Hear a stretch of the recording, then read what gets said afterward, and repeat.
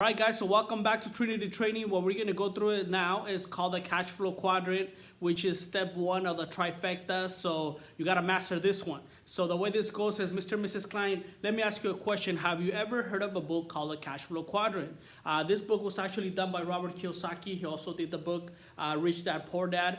Anyway, this book talks about how in the U.S., there's 4 legal ways how to make money in the U.S. And the first one is being an employee. So I don't know if you knew, but 95% of the people in the U.S. work for somebody else. Now, let me ask you a question. Do you think you're ever going to become super wealthy as long as you work for somebody else? Probably not, right? This is why a lot of people decide, hey, I want to do something different. I want to go and become self-employed. I want to work on my own. Why? Because when you work on your own, you have the ability to make more what? More money, that's right. But one thing that happens when you're working for yourself is that sometimes you have money, but you really don't have a lot of time because, self-employed could be like you open up a taco stand or you open up your own business, you open up your own restaurant. You could be a lawyer or a doctor where you're working for yourself. So at the beginning, you're gonna have to put a lot of time to get people to know you, to get people to know your business. So when you're self-employed, you do have the ability to make more time, but sometimes your time is limited, but you do have the ability to make more money. That's why a lot of people decided, hey, I want to take my self-employed business and I want to become a business owner. Now, let me ask you the question. What do you think is the difference between being self-employed and being a business owner? What do you think that is?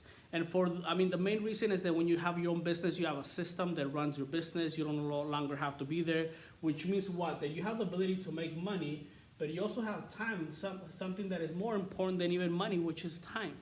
Because it could be that same restaurant where you started here, but at the beginning you're doing all the work, and now you have people that open it for you and take care of it for you and all that stuff.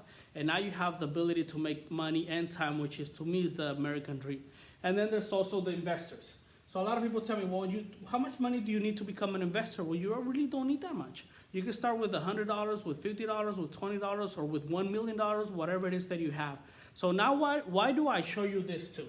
I show you for 2 reasons, okay? The first one is when people start working with us, they actually start as self-employed, which means they can control their own income, they can control their own time, they can work with us part-time, start making some extra money, have another 1,000, 2, 3, 4, 5,000 a month extra, and just help out your family. Eventually, you can decide to become a broker with us, where we can get you to the point where you not only have money, but you also have time, which is a lot more important.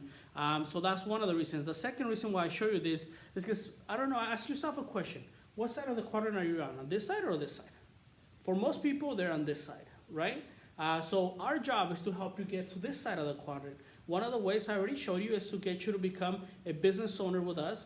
The other way is to get you to become an investor, which is pretty cool. And so the way we do that is I'm going to show you up next, okay? And then you move on.